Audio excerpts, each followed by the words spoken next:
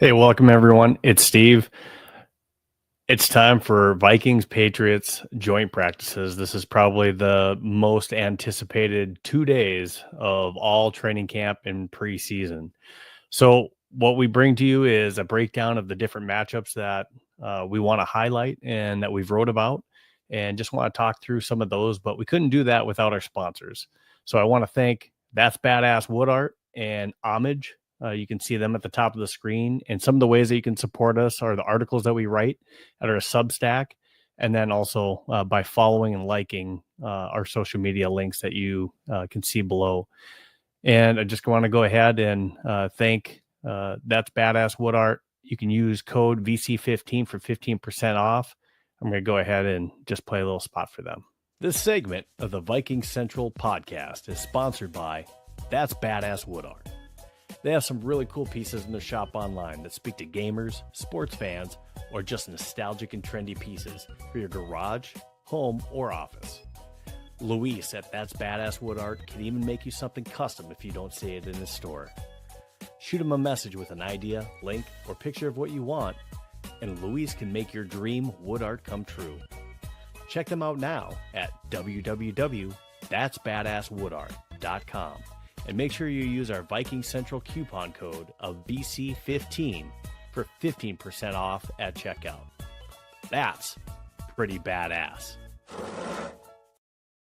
All right, so thanks to Luis at That's Badass Wood Art. They do great work over there. Check out their website. Again, make sure that you use that code VC15. All right, so we're going to go ahead and we're going to dive into these joint practices, and we're going to jump into just our first matchup. Obviously, this is going to be an anticipated practice where tickets are already sold out, and we have like 10 different former Minnesota Vikings that are now a part of the New England Patriots. So we definitely expect there to be some scuffles, maybe some more emotions, physical play. There's going to be some added motivation, especially when you're coming back to your former team and you want to kind of show, hey, this is what you missed out on. When we take a look at these different matchups, obviously the one that we want to keep an eye on that everyone's going to be highlighting is going to be JJ McCarthy versus Drake May. These two quarterbacks were tied directly in the 2024 draft. One being that Drake May was involved in rumors with the Minnesota Vikings and possibly the Vikings trading up and giving 3 first-round draft picks to go up and get him. Now, again, those could just be rumors. Nothing was ever said how much truth there was to that. So we don't actually know if the Vikings were trying to do that or if it was a smokescreen. But nonetheless, there were those rumors out there. In the end, the Patriots ended up keeping that pick, whether it was that the Vikings or another team weren't willing to give up enough for it, or they just viewed Drake May as that good of a prospect and wanted to keep him. At the same time, the Vikings, maybe that was just too much for them to give up, or they had their eyes set on JJ McCarthy. But again, in the end, Drake May is with the Patriots, and JJ McCarthy, the Vikings went up and traded up a pick from 11 to 10 to go get him. So they ensured that they went up one spot to go get the guy, from 10 to go get him. So the comparison, again, is Drake May, who's in his year 2 after being the starting quarterback last year for the New England Patriots. He showed promise, especially in that second half of the season. So everyone's expecting Drake May to obviously have a better year, have that veteran experience that he started to show towards the second half, where he was gaining experience and playing a little bit better. We expect him to be better this year. So how does he look against this Vikings defense? Again, they added a little bit and they gave him weapons in the form of Stephon Diggs and beefing up their wide receiver core. And then they also drafted left tackle Will Campbell at pick number 4 in the 2025 draft. And a familiar face to us is Garrett Bradbury. They added Garrett Bradbury as center for this year as well. For us, Garrett Bradbury was here for several years, but again, there was always size concerns with Garrett Bradbury, and we ended up in our eyes right now as Vikings fans, upgrading with Ryan Kelly. So JJ McCarthy, he's coming off of a season, obviously, where he spent the entirety as an injury, and he's trying to redeem himself and show that he's not injury prone. He's trying to show that he did belong in that group of 2024 quarterback class that included the likes of Caleb Williams, Jaden Daniels, Drake May, Bo Nix, and then of course himself. So again, all 5 of those quarterbacks are going to be tied to each other as we continue to go in their careers. They're always going to be compared. And last season, in preseason, the ball seemed to come out as line drive fastballs. We've seen JJ really work on feathering the ball in there, different trajectory as far as where the ball's coming in and speeds. So we've seen that progression in training camp. And in this first preseason game, there were, some accuracy things that can be improved, but he did okay. And he showed a lot of composure and confidence in the pocket. And he wants to prove some of those doubters wrong. You've seen Colin Cowherd talking about his arm strength. That's ridiculous. He has plenty of arm strength. He's been able to show that. But then he's also been recently criticized by the likes of Diana Rossini, who is reportedly, coming to town. And she was actually on the air talking about how of course, she's the only one that could tick off or turn the nicest fans in the NFL, the Minnesota Vikings, against her. She kind of did that to herself in the way of pushing the Aaron Rodgers story as much as she did. And then, of course, she kind of left out in that article. She kind of tried to blame Dan Patrick for that, which was a weird take on it. But she continued to push that story. So she can't blame Dan Patrick when, and there was some truth to it. But again, she pushed that a lot. And then here, as of recent, I think some of the more reason for Vikings fans to be upset, especially if you're a JJ McCarthy fan, is the fact that she was pushing the reporting that the Vikings organization is propping him up. And then that's not the actual reality of what's happening in Minnesota. So saying that he's being propped up by the front office is that's a ridiculous take as well. He has the support of not only his coaches, but also his players. And obviously the fan base wants to see what he has. So again, this matchup, it'll be compared. Everyone's going to be taking a look at it to see, how does Drake May do against this Vikings defense, and how is Drake May doing against the ones for the defense in New England. All right, on to matchup number 2. He's coming back to town, guys. Stefon Diggs. So no matter what you think about Stefon Diggs, he was once a Vikings fan favorite. His shiftiness, and he's always going to hold a special place in Vikings history for the Minneapolis Miracle. He always will. He'll be tied to that.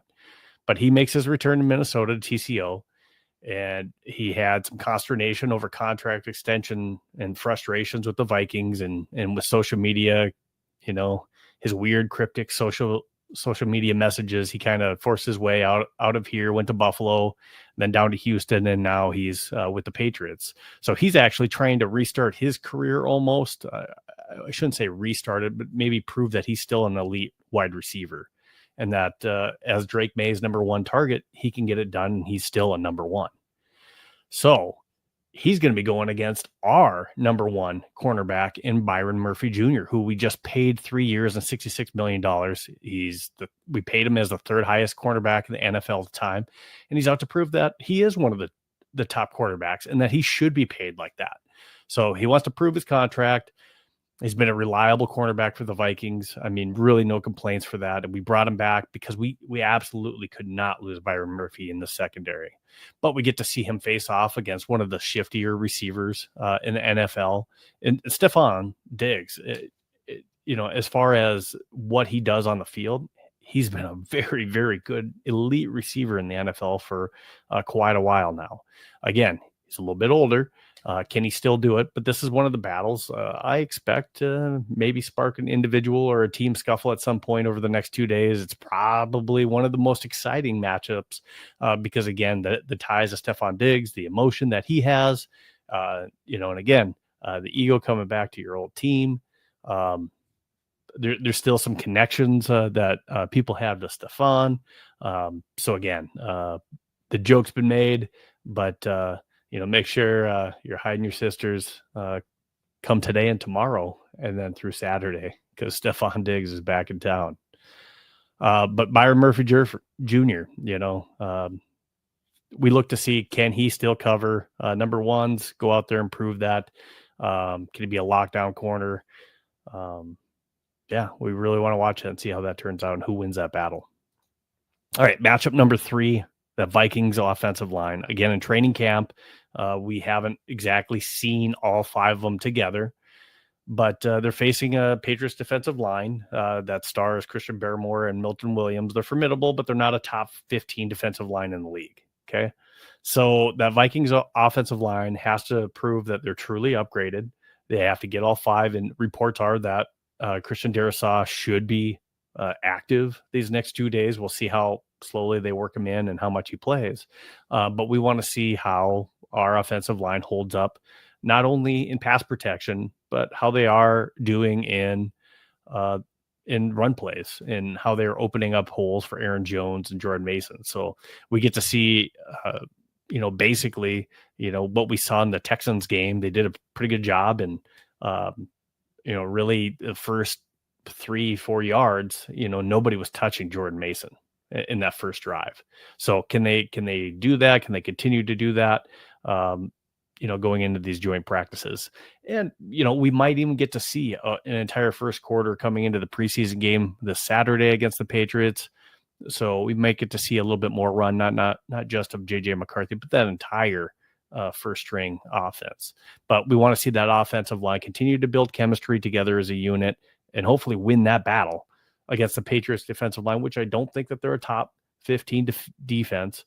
I do think, at least on paper, our offensive line should be a top 15 or top 10 offensive line. So can they go out and show that? We'll have to see. Matchup number 4, the Vikings defense versus the Patriots running game, Ramondre Stevenson and Travion Henderson. Now, in the Houston game, we were getting gashed up the middle by that running game. And again, it's, we had some starters that were out, but we had some of our starters in there. And at least, if we want to call it our first team defense, or at least the top people that we were putting out there on defense for that first series for Houston when they were on offense, that running game was really kind of dicing us up a little bit. So what we want to see is, can that front 7 of the Vikings, which has been lauded in training camp, can they complete the task of trying to slow down and or stop during these joint practices 2 formidable runners that are downhill runners, and that 2-headed running attack? Can we stop it? Can we stop the run? I think there's not really a question, or at least I don't think there's much of a question. I fully expect to see plenty of reports, at least in passing downs, that our defensive ends are getting to the quarterback, and that Javon Hargrave is creating all kinds of havoc along with Harrison Phillips, and then of course Jonathan Allen. So I fully expect us to be able to do well in the passing game, passing downs. Man, that part should be a wrecking crew. But I want to see us be able to have the ability to stop the run. So have that run stopping ability go along with probably what's a top 5, top 7 pass rush in the league this season.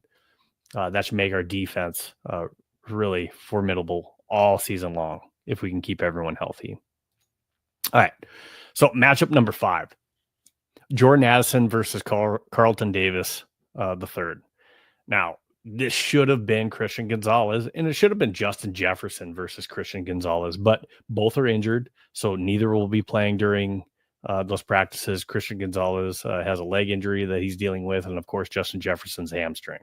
So Jordan Addison versus Carlton Davis is typically the matchup that you would see with these two teams anyways, but Carlton Davis, he's no slouch. He's a very good corner. As far as ranking goes, Pro Football Focus gave him a 74.5 overall grade. He was ranked last season 29th out of 222 qualifying quarterback. So he's a very good corner. It's going to be a challenge for Jordan Addison to get off the line, get his spots. So Carlton Davis, he's a physical press man corner. He just signed a 3-year, $54 million contract in March with the Patriots. So the Patriots still believe in his talent, and he's still playing at that really high level, and he's a veteran corner. So he's definitely going to be challenged. And Jordan Addison, yes, Dustin Klug was on last night talking with Brett, and he had mentioned that Jordan Addison has been dropping some passes they wouldn't normally drop, and but I mean, other than that, I mean, he's been really sharp, and he's really been the go-to for JJ. And he's a gamer. He came out in the Texans game and really made some good plays. But we'll see if Jordan Addison and that connection that JJ has had with him, if that really sticks out, and how sticky Carlton Davis is to Jordan Addison during these next 2 days. All right, our last matchup, that our Vikings punt returner battle. So I'm not sure who's going to be doing these duties with Rondale Moore getting injured. And I don't think Rondale Moore was actually going to be our punt returner anyways, but he had done it before. And I think we wanted to just see, could he do it again? There was talk of Lucky Jackson being able to, get some of those. But Lucky Jackson never returned any punts in his time when he was in college with Western Kentucky. So it doesn't mean he can't do it, but it doesn't mean what it does mean is he doesn't have the experience in doing it. So who do we have on the team that actually does have experience? Obviously, we have Silas Bolden, and he was the primary punt returner for Texas in college. And he was able to return 30 different punts for 315 yards. And he had a 75-yard touchdown in the Peach Bowl for Texas. So he has experience as a punt returner, and he probably has an edge on getting that job. Other than Bolden, you got Miles Price, who over 4 years at Texas Tech, he has quite a few punt returns. He did 42 different punt returns, had 585 yards with the longest 65, but no touchdowns. And then other than that, you have Ty Felton, who really didn't do punt return duties when he was at Maryland. So we don't have a whole lot of options, and Isaiah Rodgers was brought up, but I don't really want to put Isaiah Rodgers out there to return any punts and get our CB2 injured. So I don't really think that the Vikings are going to, weigh the risk and reward with Isaiah Rodgers and put him out there. So right now I'd have to say the edge on getting that job, and what that means is that he has probably a pretty good chance of being that wide receiver 6 on the team as our kick returner and our punt returner. So that's something to keep an eye on. These next 2 days are really going to be exciting. Just keep on looking for these different battles that are going on and any scuffles. I mean, I think it's going to be exciting all throughout these 2 days of practice. I think, again, going into the preseason matchup on Saturday, I expect that we'll see close to a full quarter of play from our first team offense and defense. I'm not saying that some people won't still be held out of those preseason games, but here at some point, at least in game 3, we need to have some type of dress rehearsal so they've seen some game action before we face off with the Bears in week 1. But that's all I have for you for the joint practices and the different breakdowns. And these are at least the key matchups that I'm interested in seeing. And if you haven't checked it out, what you can do is take a look at our Substack. And if you take a look at our Substack, we have these articles out here that have this breakdown. There's also talk of, we got rid of 3 different players with Zeke Correll, Brian Asamoah, and of course, Rondale Moore's injury. We have articles on our Substack breaking down what options are out there for wide receiver. There's talk of us possibly bringing in a wide receiver, maybe even before this weekend. So keep an eye on that. We've now made room for a few people. And we have, we cleared $1.4 million in salary cap space with Brian Asamoah's waiving. And so that gives us, upwards of $26 million dollars to work with on salary cap space. So there's some different names that are floating around. We have an article out there too of who's out there, who's being talked about. So take a look at that. We have great articles on our Substack. A lot of them are free for you. All you have to do is go out there, check them out. We're always putting good material out there for you guys about our favorite squad in purple. So again, shout out to our sponsors. That's Badass Wood Art. Make sure you use code VC15.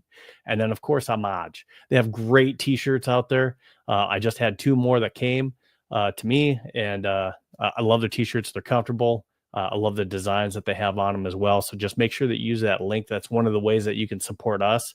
But check them out. Absolutely. But that's all I have. Make sure that you get your popcorn ready because these next 2 days are going to be great. Vikings and Patriots football. And go Vikes, Skol out here, and we'll see you next time.